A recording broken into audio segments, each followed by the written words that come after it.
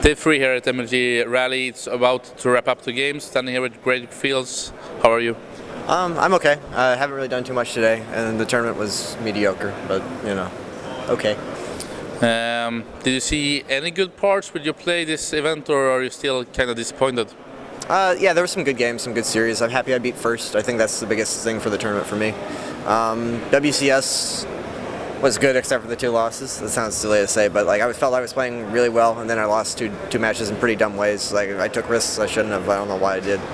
That was really very disappointing. And then MLG was okay. I went into this not even intending to play MLG, and then when I found out I had to play it, just intending to blow it off completely. So to actually make it into groups, then beat first. Coulda, shoulda, woulda beaten Lucira. Took a game off him. It's kind of nice. The WCS, you didn't do so good in the USA finals, but you did better here, came third. What's the state of the American scene, you would say, at this point?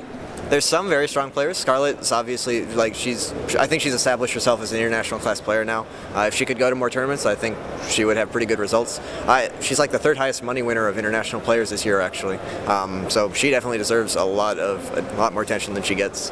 My play is improving. It's still not where I want it to be, but it's obviously, yeah, I think it's good enough to compete with any foreigner.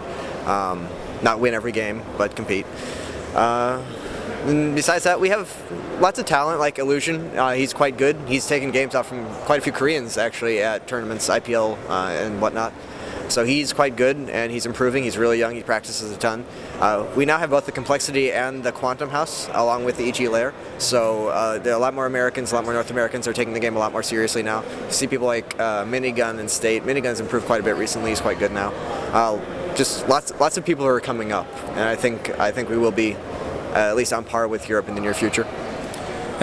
During somewhere around MLG summer, I saw an interview with you where you were kind of, I would say, humble and didn't look so confident. Of course, you have slumps before, but what's happened with confidence? I don't know. You lose pretty much every game you play for 8 months. That kind of takes something out of you. I hadn't been playing very well. I still don't think I'm playing very well, although I am playing better now and winning more. I don't know, I wasn't playing well, and that saps your confidence, and that's kind of it kind of accumulates. You feel worse, then you play worse, and then you keep feeling worse and playing worse and worse and worse. You still have such a big crowd, even though you haven't won for a long time.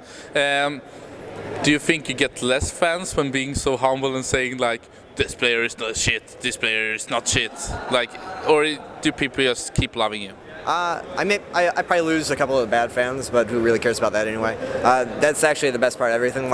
The moment I win a game, there's another 100 pages on my fan club about the return of the Grak. So it's really nice having fans that supportive, and despite the fact that I'm doing bad, I can still, at some points the WCS stage while I was playing were bigger than, or the audience at the WCS stage was bigger than the audience at the MLG main stage.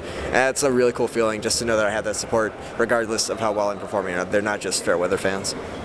To me, a lot of the IdrA players having a slump at the moment. Huck is doing bad, and Puma didn't do so well in this tournament either.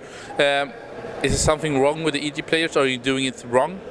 Well, Chris, I feel he really needs to revamp his play. He's still playing pretty much the way he was back when he had a ton of success, and he works so incredibly hard that he's practicing the wrong things. I think he needs to fix that. But that kind of thing takes time. I was playing stylistically pretty bad, and it takes time to recognize those problems in your own mistake, especially if you don't have a mentor or a teacher or someone guiding you through it. And he's the best Protoss in our team. He doesn't really have someone who can look at his play and say, that's fucked up, you shouldn't do that.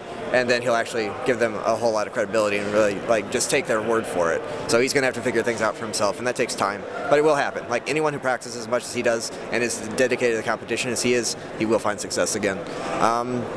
Yeah, it's not really fair to say that all of EG is in a slump. Marcus has been doing really well since he joined. He won WCS Sweden. Puma, yeah, he's not winning every international tournament he goes to anymore, but no one can actually continue that. He's still playing really well. He's doing really well in the Slayers in-house rankings. It's just a matter of time before he has another good tournament. But if you look at all of the other players in all of these, most of them have a bad tournament because there's so many good players and it's so hard to actually make it all the way through. You can't expect him to win everything he enters. He's still made top 16 or whatever. And given this player pool, that's actually pretty good. I don't know. Overall, I don't really think we're in a slump. Everyone's performing pretty consistently or on the way up. We're just having understandable problems. All right. How is the close future looking for you? Are you going to stay in the IdrA or are you going to Korea? having some big upcoming tournaments? Lots of tournaments coming up in November. I'm now qualified for the WCS International Final. There's the DreamHack Finals. I'm not sure if that's is qualified only because I actually haven't been able to play any of the DreamHack events this far, so I'm not sure if I'll be able to qualify for that. There's also the MLG Finals in Dallas, which would be like the biggest one of the year since it's the final one. There's other IPL 5 and Jeff's wedding on the same weekend. November is going to be absolutely packed. There's also DreamHack Valencia next month. I'm going to PAX Prime. Next week, I play the ESWC qualifiers there and also the Kingston booth. So lots of stuff coming up. For the time being, I'll be in the lair, but I might end up going back to Korea. It's like always, it's a scheduling thing. Whenever I have time, I want to be in Korea. All right. We've seen you commentate some. We've seen you done some of the shows you're running. And do you still like that? Do you want to spend more time into it, or is it just focused on practicing and traveling? I enjoy some of it. I enjoy casting with Jeff in particular, and some of the shows can be fun. The only problem is the time. It's just time on that. People blow it out of proportion. It's not like we're doing badly because we spend 2 hours a week on Inside the Game. That's just that's silly. But it is kind of a distraction. I would rather be spending my time practicing or doing other things for the most part. I do it more because it's a responsibility. It's good for me. It's good for my fans. It's just kind of something that I should do, so I do it. All right. State of the Zerg, everybody says Zerg is so strong. You have had a not a rumor, you have had a state of always complaining of the Zerg state. What do you think of Zerg at this point? Not everyone's saying that. All the foreigners who are just used to free wins for Zerg are saying that. If you look at Korea, Zerg's doing pretty poorly. I saw an interview with Fantasy where he said Zerg is actually the hardest race to play and having a lot of issues. Nesty and Jaedong are the only two Zergs who made it into OSL, and I think DRG got an invite. Zerg is doing pretty badly in Korea because their Terrans and Protosses, instead of sitting around bitching, they just figured out the new timing since their old ones didn't work anymore. Zerg's not particularly good. Foreign Terrans and Protoss just kind of suck. Also, HOTS is around the corner. The beta will be released probably very soon. Are you going to play the beta? Are you looking forward to Heart of the Swarm? I am looking forward to it. I really don't like a lot of parts of Wings of Liberty, particularly PvZ. I think it's just a boring, terrible matchup, even though I'm getting better at it, and I don't think it's particularly imbalanced. I think it's just bad. I'm hoping Heart of the Storm will change that. The Viper looks like a pretty interesting unit. I'm kind of excited about that. I'll play it as soon as it makes sense to. I want to focus on it as soon as possible, but if I have a big tournament coming up like the week after it's released, then I'll wait until after that to switch over. But I plan to be playing I will start practicing Heart of the Storm before they switch over to it for tournaments. All right. So would you say Heart of the Storm is more exciting than worrying for you, or are you worried that things will just get broken, or you don't like or you join the game? I am absolutely sure that Blizzard will fuck it up entirely and do a terrible job, as they always do. But like I said, I'm not a big fan of Wings of Liberty. I think there's a lot of problems with it, so hopefully they luck out and something comes of Heart of the Swarm. I know from almost the beginning of StarCraft 2 you criticized the way that you have higher production power in StarCraft 2 than Brood War, but you don't have extra scouting power. Are you a little bit surprised that Blizzard hasn't looked into it, or are you still thinking that's affecting the game? Well, they kind of did. They increased Overlord speed, something I've been calling for since the beta. So they're kind of addressing it. Observers were made cheaper or easier or faster or something at 1.2. So they've looked at it a little bit, but no, nothing really surprises me. They are actually incompetent. They don't know what they're doing. Nothing they do surprises me anymore. So you still think that Brood War is much better game than StarCraft 2? Yeah, although they got kind of lucky with it. A lot of it was the Korean map making. But we found the muta stacking bug. If that hadn't happened, ZVT would have been almost unwinnable. And that's obviously not something that was intended to be in the game.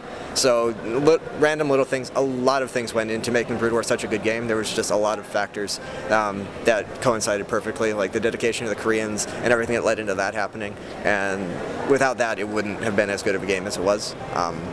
But yeah, Brood War was definitely much better in StarCraft 2. How do you look into the current state of Korea esports and StarCraft 2? We're having this fight between Kespa and GOM. Do you have any comments, or could you give your view of it? I think it's absolutely awesome that the GOM players stood up to them, because a lot of our viewers, a lot of StarCraft 2 fans weren't around in StarCraft 1. They don't know just how domineering Kespa was. They actually had a monopoly then. No one could really touch them. They were government backed. They owned everything, and they Like, they made contracts such that players weren't allowed to have agents for them, and they just controlled absolutely everything. And they use that to abuse things. Like, they would keep out competitors or keep out companies that they didn't want to work with. And if any players tried to stand up for better conditions or anything, they would just shut them down entirely. And if you didn't work or couldn't work with Kespa, you basically couldn't be a pro gamer.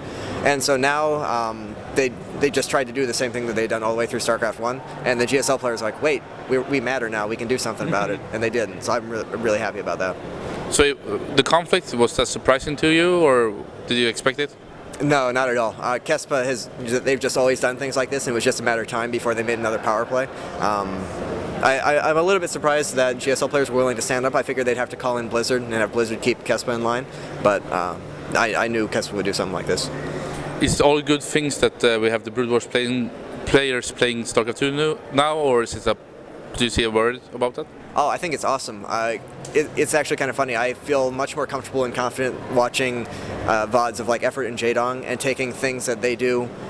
Like, whenever I watch even someone like Dong Ragu do something, I take it with a grain of salt and I like try and think it through. Is there actually a more efficient way to do that? But I trust Jaedong and Effort and a lot of the other Brood War pros to actually have things right and do things as efficiently as possible, just because I know how hard they work and how good they are at RTSs and the understanding they have. So I just think it's actually absolutely awesome. And watching their play already, like, there's some things where they're a lot worse than GSL players. They still don't have as much experience in the decision making and whatnot, but there's some things that they do so much better already, and you can see in their mechanics a lot of the little tactics they use. I'm really excited to see what they can do with the game. Cool. Any final words, shout outs you want to say? Thank you for the interview. Thank you to everyone for watching. Also, my team, Evil Geniuses, all our sponsors, our new title sponsor, Raid Call. Big thank you to them. Then everyone else, Intel, SteelSeries, Monster, Kingston HyperX, Beyond Gaming, and Sapphire, and all the others. You can see them at our site, evilgeniuses.net. Thank you. Thank you so much.